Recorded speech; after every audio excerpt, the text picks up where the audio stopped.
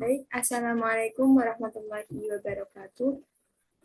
Perkenalkan, nama saya Intan Rahmawati dengan NIM 203-23096. Jadi di sini saya akan menjelaskan tentang modul ajar kurikulum Merdeka. Yang pertama ada tujuan modul ajar kurikulum Merdeka. Yang pertama ada peserta mampu memahami konsep, tujuan, strategi, dan prosedur pengembangan modul ajar. Jadi, setiap peserta didik harus mampu memahami konsep, tujuan, strategi, dan prosedur pengembangan modul ajar. Yang kedua, ada peserta mampu memodifikasi modul ajar yang telah tersedia disesuaikan dengan karakteristik dan kebutuhan sekolah masing-masing. Yang ketiga, peserta mampu menentukan asesmen atau penilaian yang sesuai dan modul ajar yang dimodifikasi. Yang keempat, ada peserta mampu mengembangkan bahan ajar yang relevan serta menyesuaikan tingkat capaian siswa untuk mendukung pembelajaran pada modul ajar yang dimodifikasi. Selanjutnya, di sini kami akan membahas tentang mengapa modul ajar sederhana dan dapat memandu pembelajaran dengan efektif. Yang kedua, bagaimana mengembangkan modul ajar yang sederhana namun efektif.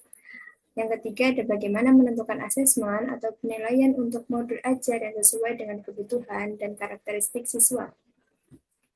Yang keempat, mengapa modul ajar perlu berpusat kepada murid dan memperhatikan perbedaan karakteristik siswa. Yang kelima, bagaimana memilih dan memodifikasi modul ajar yang sesuai dengan kebutuhan dan karakteristik siswa. Yang keenam, bagaimana mengadaptasi modul ajar agar relevan dan sesuai dengan tingkat capaian siswa. Yang ketujuh, ada bagaimana memilih dan menentukan bahan ajar yang relevan untuk modul ajar. Ya, baik, di sini selanjutnya ada apa yang dimaksud dengan modul ajar. Jadi modul ajar di sini itu merupakan salah satu perangkat ajar yang digunakan untuk merencanakan pembelajaran. Modul ajar sama seperti RPP, namun modul ajar memiliki komponen yang lebih lengkap.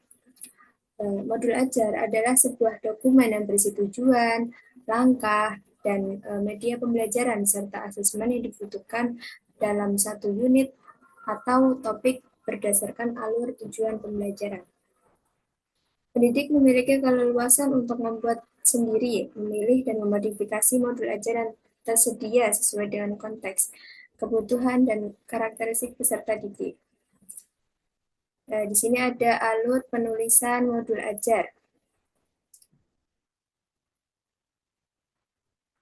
Alur penulisan modul ajar, yang pertama itu kurikulum operasional.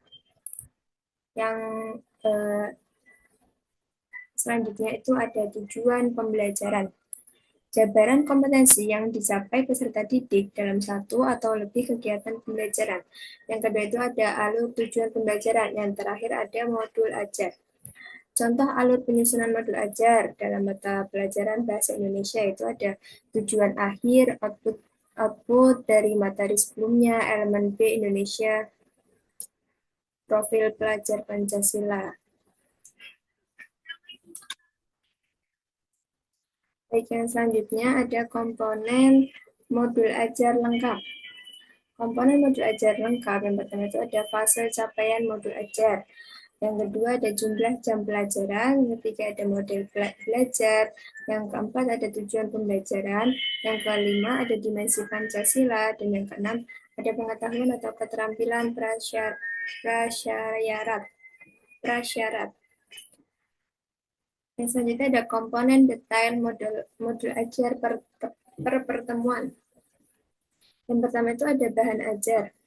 Yang kedua, pemahaman bermakna. Yang ketiga, ada pertanyaan pemantik. Yang keempat, ada indikator keberhasilan.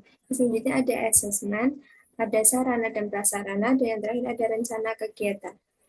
Sini juga ada lampirannya. Lampirannya itu berupa lembar aktivitas, rubrik penilaian, dan bahan ajar lain yang relevan.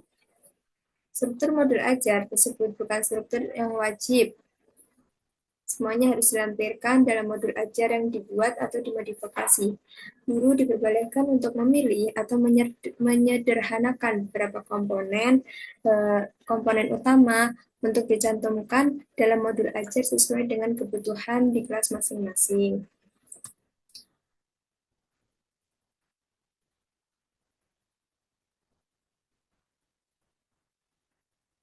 Yang selanjutnya itu ada informasi umum. Yang pertama ada identitas sekolah, yang kedua ada kompetensi awal, yang ketiga ada profil pelajar Pancasila, yang keempat sarana dan prasarana, yang kelima target peserta didik, yang terakhir ada model pembelajaran yang digunakan. Terus yang kedua ada komponen inti.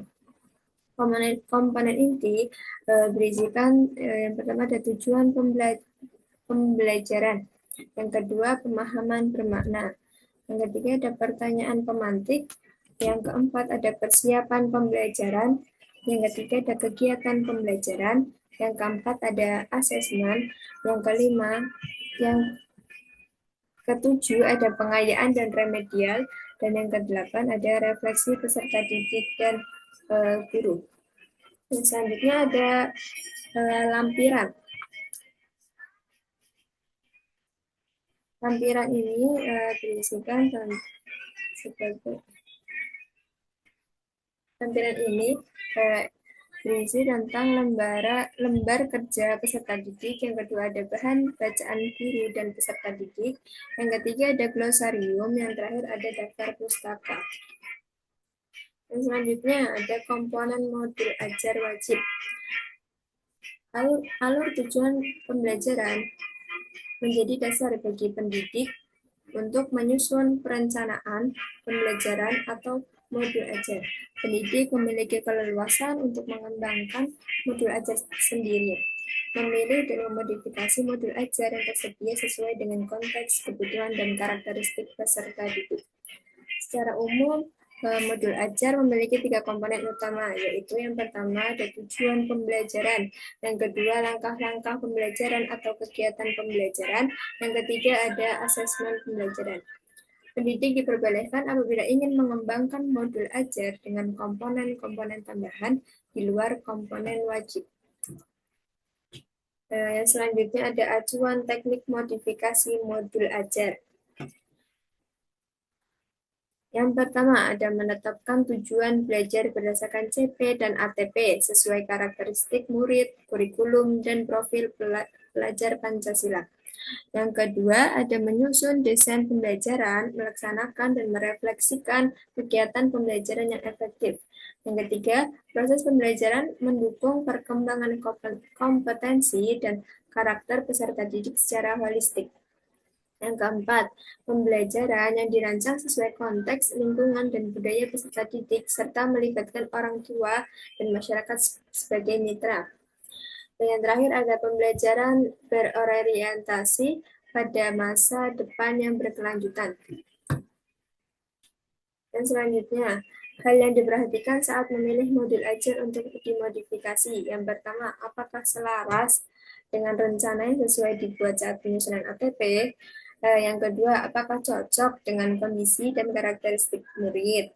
Yang ketiga, apakah sarana dan prasarana yang tersedia di sekolah? Dan yang keempat, adakah yang perlu atau bisa dimodifikasi? Contoh modifikasi modul ajar. Sila memilih contoh modul ajar lengkap sesuai jenjang yang diinginkan yang tersedia di LMS. Simak modifikasi modul ajar dari contoh tersebut. Contoh yang dilampirkan bukan contoh buku. Peserta diperbolehkan untuk membuat modifikasi modul ajar sesuai dengan karakteristik, konteks, dan kebutuhan kelas. Struktur wajib dalam modul ajar adalah tujuan pembelajaran, langkah-langkah pembelajaran atau kegiatan pembelajaran, dan asesmen pembelajaran. Pendidik diperbolehkan apabila ingin menambahkan komponen lain yang relevan. Yang selanjutnya ada paradigma asesmen. Yang harus diperhatikan dalam menentukan asesmen itu yang pertama, penerapan pola pikir bertumbuh atau growth mindset. Yang kedua, terpadu di mana asesmen mencakup kompetensi pada ranah sikap, pengetahuan, dan keterampilan yang saling terkait. Yang ketiga, ada keleluasan dalam menentukan kriteria ketercapaian tujuan pembelajaran. Yang keempat, sekolah diberikan keleluasaan untuk menentukan teknik dan jenis asesmen. Yang kelima, khusus SMK, terdapat juga bentuk asesmen khas yang membedakan dengan jenjang yang lain, yaitu asesmen praktek kerja lapangan, uji kompetensi kejuruan, dan uji unit kompetensi. Selanjutnya, asesmen awal pembelajaran. Asesmen awal pembelajaran dapat dilakukan untuk mengidentifikasi kebutuhan belajar peserta didik dan hasilnya digunakan untuk merancang pembelajaran yang sesuai dengan tahap capaian peserta didik. Pendidik dapat melaksanakan asesmen awal pembelajaran sesuai kebutuhan, misalnya pada awal tahun pelajaran, pada awal semester, sebelum memulai satu lingkup materi, dapat berupa satu atau beberapa TP, atau sebelum penyusunan modul ajar secara mandiri. Dengan demikian, asesmen awal pembelajaran tidak perlu dilakukan setiap mengawali tatap muka. Asesmen pada awal pembelajaran diharapkan tidak memberatkan pendidik atau satuan pendidikan. Namun demikian, jika pendidik atau satuan pendidikan itu memiliki kemampuan dapat melengkapi data tambahan dengan melakukan asesmen non-kognitif yang mencakup kesiapan belajar, minat, profil belajar, latar belakang keluarga, riwayat tumbuh kembang, dan lain-lain. Selanjutnya, asesmen pembelajaran. Asesmen merupakan bagian terpadu dari proses pembelajaran, memfasilitasi pembelajaran dan menyediakan informasi yang holistik sebagai umpan balik untuk pendidik, peserta didik, dan orang tua agar dapat membantu mereka dalam menentukan strategi pembelajaran selanjutnya. Asesmen dirancang dan dilakukan sesuai dengan fungsi asesmen tersebut, dengan keleluasan untuk menentukan teknik dan waktu pelaksanaan asesmen agar efektif mencapai tujuan pembelajaran. Asesmen dirancang secara adil, proporsional, valid, dan dapat dipercaya atau reliable untuk menjelaskan kemajuan belajar dan menentukan keputusan tentang langkah selanjutnya. Laporan kemajuan belajar dan pencapaian peserta didik bersifat sederhana dan informatif, memberikan informasi yang bermanfaat tentang karakter dan komponen yang dicapai serta strategi tindak lanjutnya. Hasil asesmen digunakan oleh peserta didik, pendidik, tenaga kependidikan, dan orang tua sebagai bahan refleksi untuk meningkatkan mutu pembelajaran. Yang selanjutnya, alur asesmen. Yang pertama, menentukan tujuan pembelajaran atau sesuai alur perkembangan dimensi. Yang kedua, merancang indikator. Memastikan ke dalam tujuan, membuat indikator yang mencakup aspek kognitif, sikap, dan keterampilan. Yang ketiga, menyusun strategi asesmen. Yang keempat, menyiapkan alat ukur dan instrumennya atau rubrik. Yang kelima, menyiapkan instruksi atau panduan untuk murid, biasa disebut dengan lembar kerja. Yang keenam, mengolah hasil asesmen dan bukti pencapaian peserta didik untuk membuat inferensi atau kesimpulan mengenai pencapaian peserta didik terhadap tujuan pembelajaran. Dan yang terakhir, menyusun rapor. Selanjutnya, acuan yang digunakan untuk melaksanakan asesmen pembelajaran. Yang pertama, asesmen sebagai proses pembelajaran atau assessment as learning. Yang pertama, asesmen untuk refleksi proses pembelajaran. Yang kedua, berfungsi sebagai asesmen formatif. Yang selanjutnya, asesmen untuk proses pembelajaran atau asesmen for learning. Asesmen untuk perbaikan proses pembelajaran berfungsi sebagai asesmen formatif. Selanjutnya, asesmen pada akhir proses pembelajaran atau assessment of learning. Asesmen untuk evaluasi pada akhir proses pembelajaran berfungsi sebagai asesmen sumatif. Perbedaan asesmen AS dan for learning adalah asesmen AS learning lebih melibatkan peserta didik secara aktif dalam kegiatan asesmen tersebut.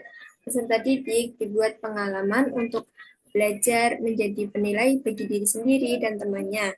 Penilaian diri atau self-assessment dan penilaian antar teman merupakan contoh asesmen AS learning. Dalam asesmen AS learning, peserta didik sebaiknya dilibatkan dalam merumuskan prosedur, kriteria, maupun rubrik atau pedoman asesmen sehingga mereka mengetahui dengan pasti apa yang harus dilakukan agar memperoleh capaian belajar yang maksimal. Yang selanjutnya ada jenis asesmen. Jenis asesmen yang pertama ada asesmen formatif. Asesmen ini ada tiga, ada asesmen AS, for, of. AS itu biasanya itu artinya itu sebagai, kalau for untuk, kalau of terhadap. Asesmen sebagai asesmen AS itu asesmen sebagai refleksi proses pembelajaran.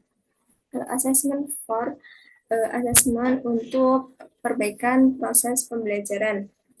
Kalau asesmen of, asesmen sebagai evaluasi pada akhir proses pembelajaran.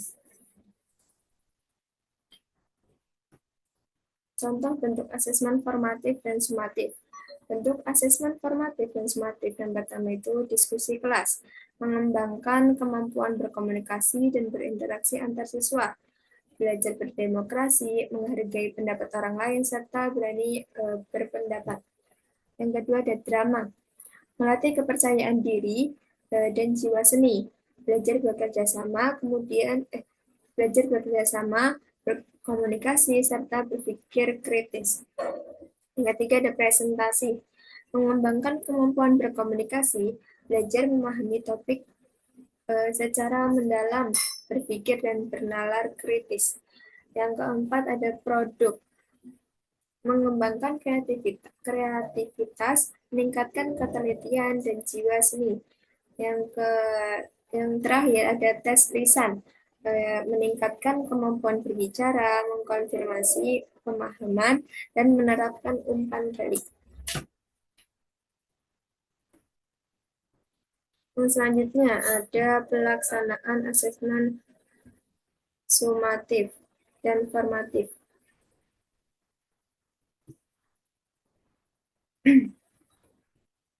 Pelaksanaan asesmen formatif dapat dilakukan dengan memperhatikan hal berikut.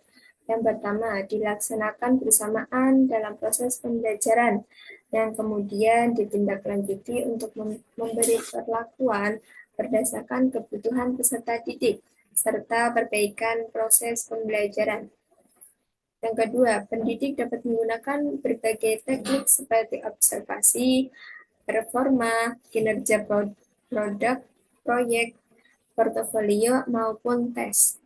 Yang ketiga, ada tindak lanjut yang bisa dilakukan langsung dengan memberikan umpan balik atau melakukan intervensi. Yang keempat, pendidik dapat mempersiapkan berbagai instrumen seperti rubrik, catatan anekdotal, lembar checklist untuk mencatat informasi yang terjadi selama pembelajaran berlangsung. Terus yang selanjutnya, pelaksanaan asesmen sumatif dapat dilakukan dengan memperhatikan hal berikut. Yang pertama, sumatif dilakukan pada akhir lingkup materi untuk mengukur kompetensi yang dikehendaki dalam tujuan pembelajaran dan pada akhir semester. Yang kedua, pendidik dapat menggunakan berbagai teknik seperti portofolio, performa, kinerja produk, proyek, portofolio, maupun tes.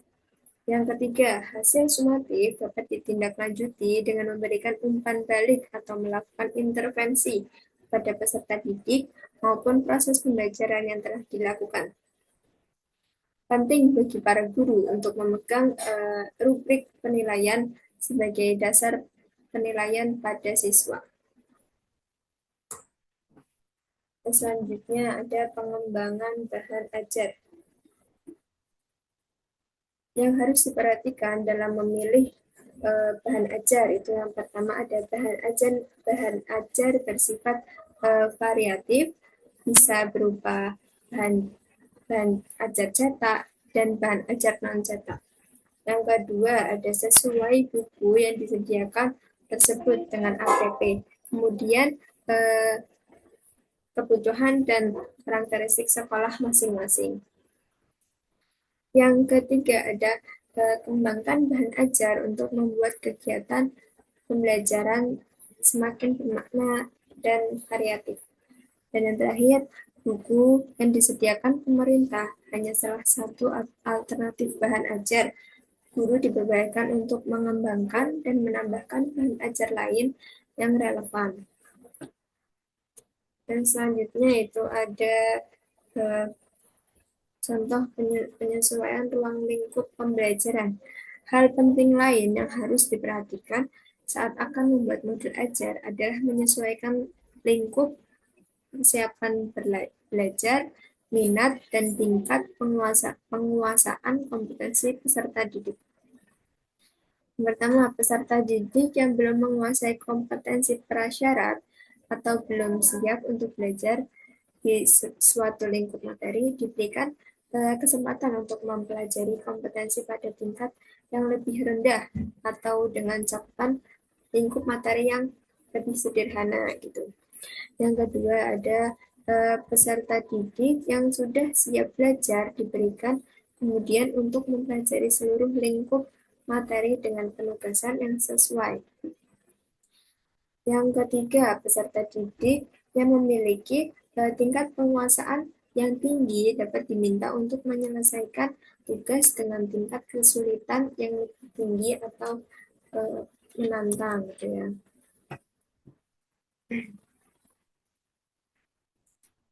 Ya, mungkin itu saja materi yang tadi bisa saya sampaikan. Selebihnya, mohon maaf. Wabillahi taufiq wal hidayah. Wassalamualaikum warahmatullahi wabarakatuh.